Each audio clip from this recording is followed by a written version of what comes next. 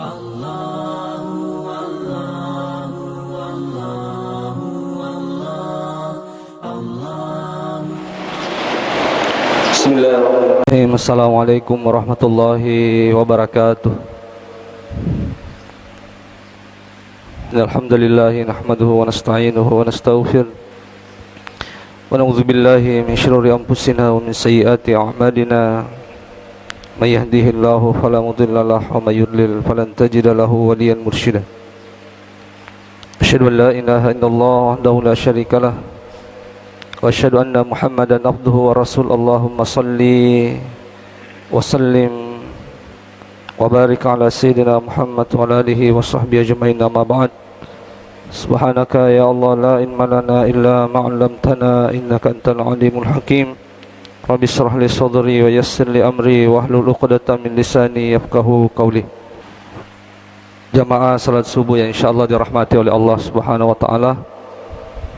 Disyukur kehadirat Allah Subhanahu wa taala yang senantiasa memberikan nikmat iman, nikmat hidayah, sehingga alhamdulillah kita sempat bersama-sama di tempat yang penuh mubarakah ini guna melaksanakan suatu ibadah yang sangat mulia, yaitu salat subuh secara berjamaah, yang mana Rasulullah sallallahu alaihi wasallam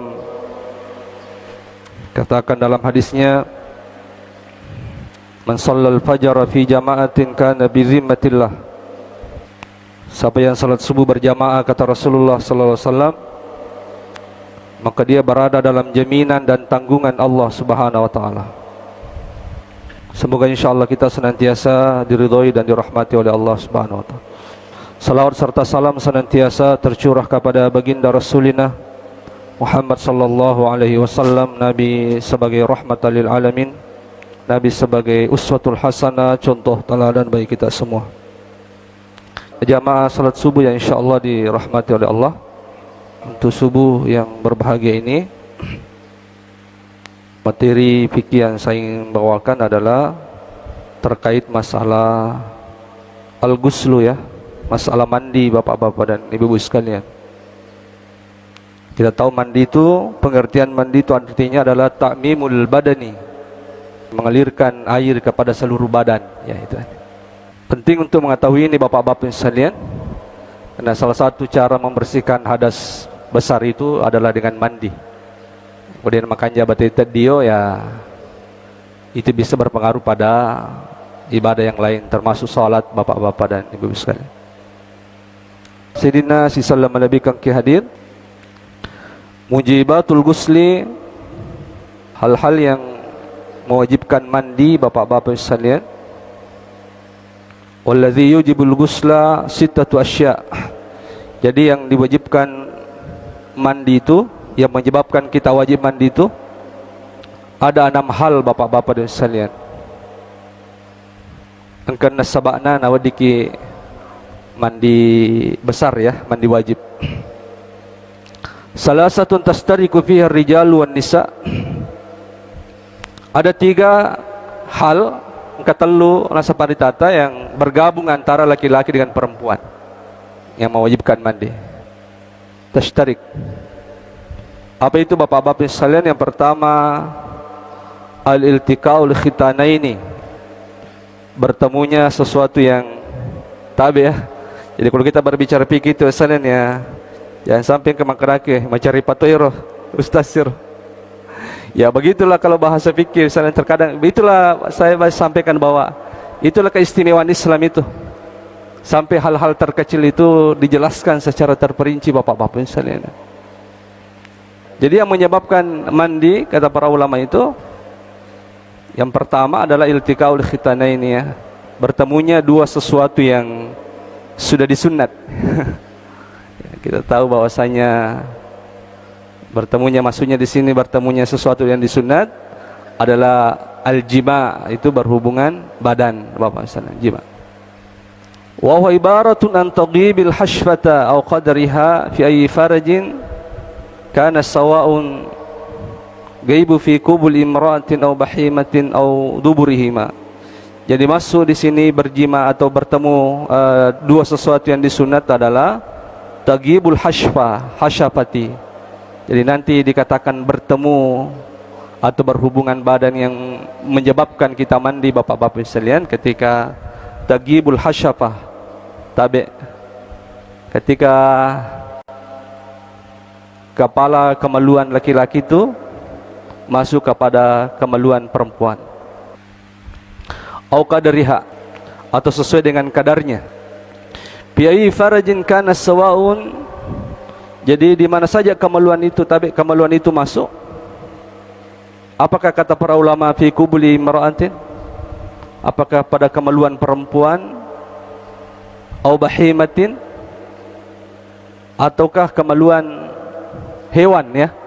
Jadi itu kita tahu bahwasanya berhubungan dengan hewan itu sesuatu yang dilaknat oleh Allah, ya. Bukan berarti ini diridhoi, tidak. Jadi di dalam masyhab ini, di dalam penjelasan ulama itu, walaupun itu hal yang terlarang mendatangi hewan itu, tapi itu tetap dianggap juga junub, harus mandi besar. Jadi kita tahu bahwasanya mendatangi hewan itu sesuatu amal yang dilaknat oleh Allah, ya. Sampai Rasulullah SAW mengatakan, man ata bahimatah faqtul al-fa'il wal maf'ul. Siapa yang mendatangi hewan, kata Rasulullah, maka bunuhlah yang melakukan itu dan hewan itu. Jadi makanya termasuk dosa yang sangat besar itu kalau ada orang yang mendatangi hewan itu. Tapi walaupun itu dilaknat, ketika kita berbicara fikih, itu tetap dianggap junub juga, bapak-bapak sekalian.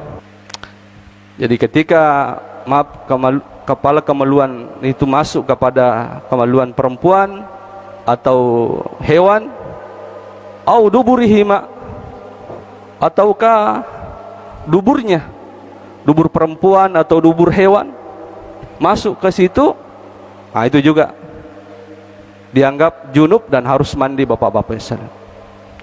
Au duburu rajulin saghirin au kabirin.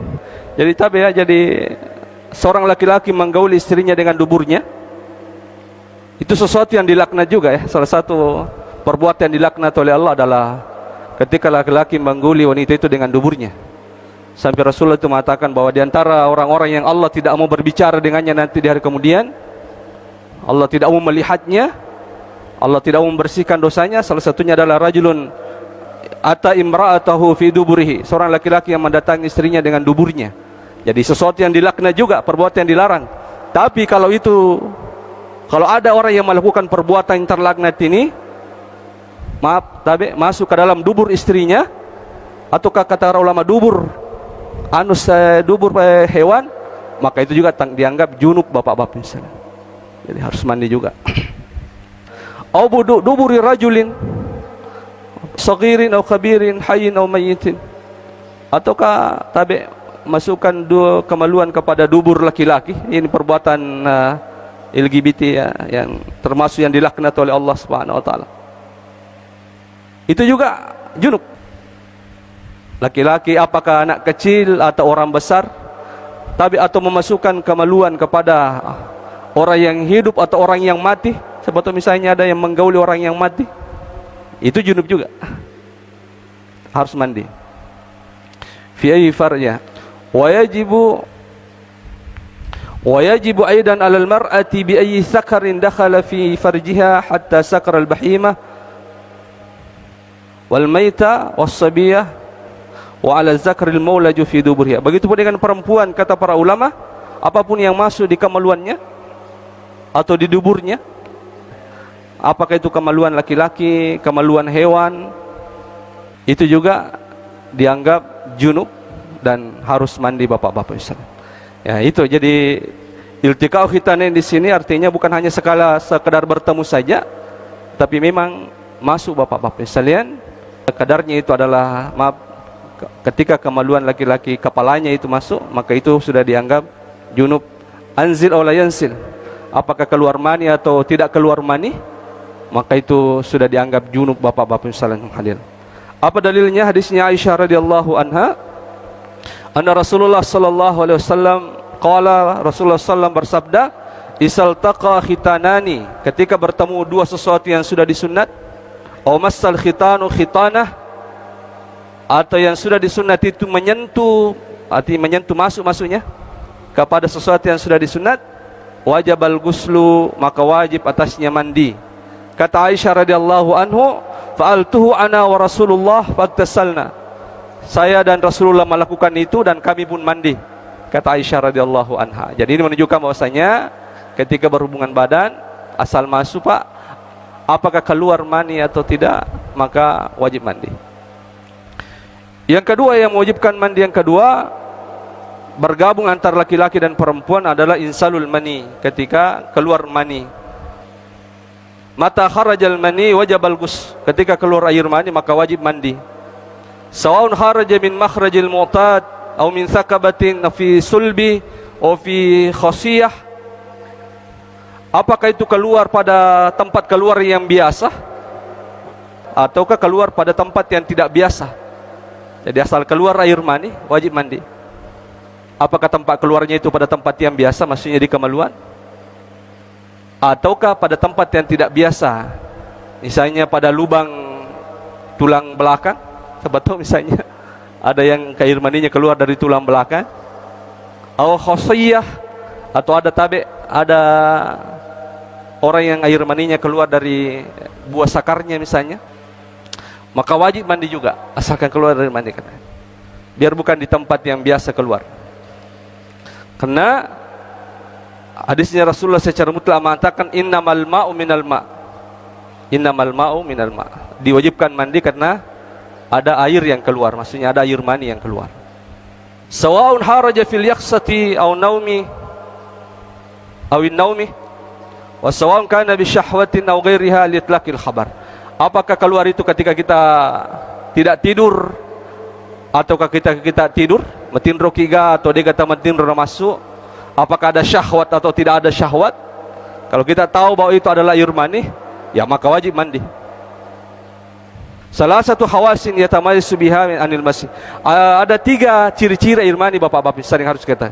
Jadi yang kata lu ciri air mani itu supaya kita bisa membedakan, karena ada beberapa air itu, ada air mazi, ada namanya juga air wadi.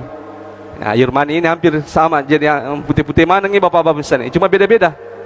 Air mazi itu biasanya keluar kalau orangnya mungkin bercumbu dengan istrinya, tiba-tiba ada yang air keluar tapi dia tidak merasakan keluar. Ya, mau putih-putih. Itu air mazi namanya, itu najis, harus dibersihkan. Ada air wadi, air yang putih juga keluar setelah, biasanya ini setelah kita kencing Bapak-bapak misalnya. Ini juga tidak dirasakan. Kalau air mani itu dia memiliki ciri khusus, kata para ulama. Ada 3 ciri khusus air mani itu. Pertama, lahu raihatu qaraihatil ajin. Jadi air mani itu kata ulama itu memiliki bau seperti bau adonan roti. Jadi air mani katanya baunya itu seperti bau adonan roti. Parku makime mabu roti tahu, malam roti tahu. Ya seperti begitu baunya. Madama rotaban, kalau itu masih basah, ya air mani tabe. Air mani itu kalau masih basah baunya seperti adonan roti. Itu cirinya. Fa idza jaffa asbahat ra'ihatun ra'ihatal albaydi. Tapi kalau sudah kering kata ulama, kalau air mani itu sudah kering maka baunya itu seperti bau telur. Itu ciri yang pertama. Yang kedua tadaffuku. Ciri yang kedua adalah terpencar keluar. Jadi biasanya air mani terpencar keluar Bapak-bapak misalnya. Min ma'in dafik. Ya, jadi itu kan begitu lah. Yang ketiga at-talassus bi khurujihi wa istiqabuhu futur zakari wa inkarus syahwah wa inkisarus sahwatin.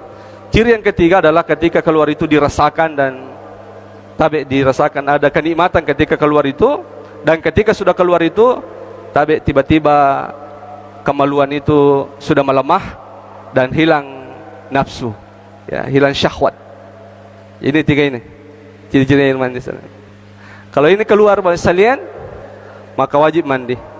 Apakah syahwat atau tidak ada syahwat, apakah sakit atau tidak sakit, apakah tidur atau tidak tidur, ketika keluar air mani itu maka wajib mandi. Dan itu tadi 3 ciri-cirinya itu. Baunya seperti adonan roti ketika basah, kemari cari pada adonan roti, ya kumarakoi pada bau netelo. Yang kedua terpencar keluar, yang ketiga dirasakan keluar. Dirasakan keluar. Lau tanabbaha min naumihi falam yaji illa sahanatu wal bayat fala ghusla li anna al-wadi syarikul mani fi sahanati wal bayat bal yatakhayyar. Misalnya Bapak-bapak sekalian mototin roki misalnya, tiba-tiba irita lipata misalnya atau pakai atta, tiba-tiba ada air yang warna putih, ngepala-pala misalnya dan sebagainya, lengket-lengket. Tapi menesa di deto teman nipi, tiba-tiba kita menemukan air itu. Maka ulama mengatakan berusaha kalau anda yakin bahwa itu air mani maka wajib mandi. Tapi kalau kita yakin bahwa itu adalah air mazi, maka tidak perlu mandi. Jadi ada pemilihan. Itulah makanya tadi penting untuk mengenal ciri-cirinya air mani itu tadi. Jadi ulama mengatakan kalau mototin roki misalnya tiba-tiba menemukan air putih, engkau memputih-putih, maka lihat kalau ya anda yakin bahwa itu adalah air mani, walaupun anda tidak bermimpi tadi malam, dia mesti harus mimpi batawe. Maka dia di Jawa mimpi wanita tiba-tiba ayah jabau nudio, tidak pak. Ketika anda yakin bahwa itu adalah air mani yang keluar, maka anda wajib mandi. Tapi kalau anda mengatakan istan itu kapangi air mazi mi kapangi, maka anda tidak perlu mandi. Walau tasala summa harajat minhu baqiyatu wajib al-ghusl saniyan bila khilaf. Misalnya kita sudah keluar air mani, kemudian sudah mandi, pas pura kidio bapak-bapak sekalian, selesai ini mapacini, tiba-tiba ada lagi yang keluar sisanya, sisa air mani tadi itu ada yang keluar lagi bapak-bapak sekalian setelah mandi, maka wajib lagi mandi yang kedua kalinya. Tidak ada perbedaan pendapat di ulama itu. Ya, pura inangnya masuk, kemudian dia pacingi, tiba-tiba kasih masuk, cek deh, maka wajib mandi lagi. Walau ra'al mani fi sawbihi aw fi firasi la yanamu fi ghairu wa lam yaskhur ikhtilaman lasimal ghuslah ala sahih. Jadi kalau misalnya angka mototin roki ada air mani dilihat di pakaian, kemudian pakaian itu tidak ada yang memakainya kecuali kita, atau angka air mani didapatkan di kasur, ya kasuro dega menerima tinro kecuali di, maka ulama mengatakan lebih baik seharusnya anda mandi. Kalau anda yakin bahwa degaga pakai terkecuali di itu gaga mundur kosoro terkecuali di ini bawa matin ronaing kro ini minangin pakiro, tiba-tiba ada air mani misalnya di pakaian atau di kasur, lasim kata ulama la samahul ghus, maka dia wajib mandi dan sepanin tata ya. Itu menurut pendapat jumhur. Walau akhassa bintiqalil mani wa nusul famsaka sakarahu falam yakhruj minhu syai' min fil hali wala ulimah hurujahu ba'dahu fala ghusla alaihi wallahu alam. Tapi misalnya kita merasakan air mani itu mau keluar bapak-bapak sekalian. Isa di makan melo masuk air mani. Tiba-tiba kita menahannya. Ditahan ipasai kamaluat misalnya untuk menahan supaya air mani itu tidak keluar, dan akhirnya tidak keluar bapak-bapak sekalian, maka tidak ada kewajiban mandi. Ya kalau itu sudah masuk. Misalnya kita merasakan ini, misalnya kau mimpi atau bercumbu dengan istri, tidak berhubungan badan, bercumbu saja, tiba-tiba kita merasakan bahwa air mani kita itu mau keluar, terus ditahan nih, dipasai misalnya supaya jangan masuk, ternyata dia tahu mana masuk, maka tidak ada kewajiban mandi bapak-bapak sekalian hadir ya, kalau dia tidak keluar. Allahu a'lam. Yang ketiga adalah al-mauta ya. Ketiga yang diwajibkan mandi adalah sebab yang mewajibkan mandi adalah al-mauta, karena meninggal bapak-bapak sekalian. Jadi orang yang meninggal itu ya wajib dimandikan. Sebagaimana hadis Abdullah bin Abbas radhiyallahu anna Rasulullah sallallahu alaihi wasallam qala bil muhrimil ladzi waqasathu naqatuh. Ya Rasulullah bersabda tentang seorang laki-laki yang memakai pakaian ihram, kemudian ditandangi unta, kemudian mati bapak-bapak sekalian, maka Nabi tagsiluhu bimain wasidr. Maka Nabi mandikan orang itu dengan air dan daun bidarah. Jadi menunjukkan bahasanya orang yang mati itu wajib dimandikan ya. Tidak ada perbedaan juga itu. Jadi itu tiga pak. Bergabung antara laki-laki perempuan yang mewajibkan mandi. Bertemu dua sesuatu yang disunat, kemudian keluar air mani, dan yang ketiga adalah meninggal dunia. Adapun 4, 5 dan 6 itu khusus untuk perempuan. Pertama haid. Perempuan kalau sudah haid wajib mandi. Wala takrabuhunna hatta yathurna. Ada pengalat Allah aja murapiki benemu sampai dia mapacing. Jadi kalau mapacing makun rai bapak-bapak yang sekalian, tapi kalau perempuan itu sudah bersih dari haid tapi belum mandi, itu tidak boleh, belum bisa berhubungan badan dengan suaminya. Pura video napa bisa ya. Jadi yang wajibkan mandi juga adalah haid. Jadi makundai kupaja ni mencari pa, maka silahkan mandi. Kemudian nifas juga, nifas. Makundai kupaja ni darah melahirkan itu, sesudah melahirkan itu 40 hari biasanya, maksimalnya 60 hari. Kau capu ni darah mimanakna, maka dia juga wajib mandi. Dan yang keenam adalah al-wiladatu, ketika melahirkan. Jadi makundai juga diwajibkan mandi ketika melahirkan. Purimi mana? Juga diwajibkan mandi bapak-bapak besar. Ini pura kimi mana? Ataukah keguguran misalnya, kemagunde keguguran, keluar segumpal darah di umur 2 bulan atau segumpal daging di umur 3 bulan, maka wajib mandi juga bapak-bapak sekalian. Kenapa dia wajib mandi? Ilahnya kata para ulama, karena sebenarnya kalau orang melahirkan itu keluar mani. Karena orang yang melahirkan itu keluar mani, Pak. Karena yang menjadi anak itu kan air mani, Pak. Yang terbentuk menjadi bayi itu kan air mani sebenarnya kata para ulama itu. Karena air mani bertemu dengan sel telur wanita, akhirnya menjadi bayi. Jadi ketika keluar bayi itu berarti keluar air mani juga sebenarnya kata para ulama. Nah, itulah yang menyebabkan kenapa perempuan ketika melahirkan wajib hukumnya mandi bapak-bapak misalnya. Jadi inilah 6, Pak, yang wajibkan mandi. 3 bergabung antara laki-laki dan perempuan, dan 3 khusus untuk perempuan.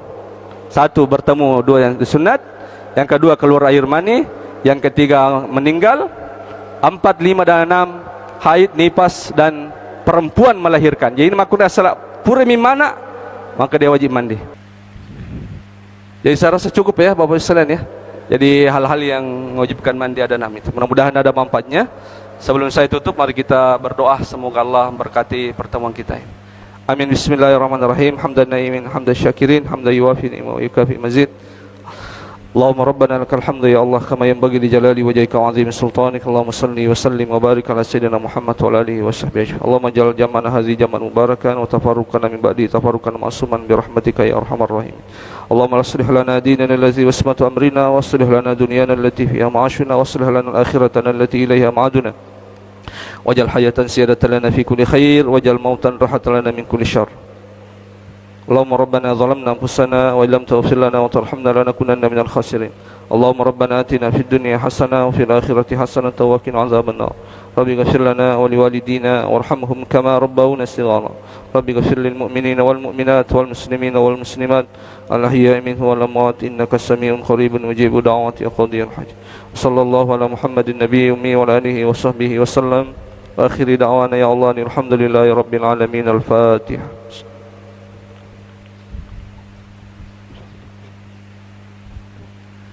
Alhamdulillah.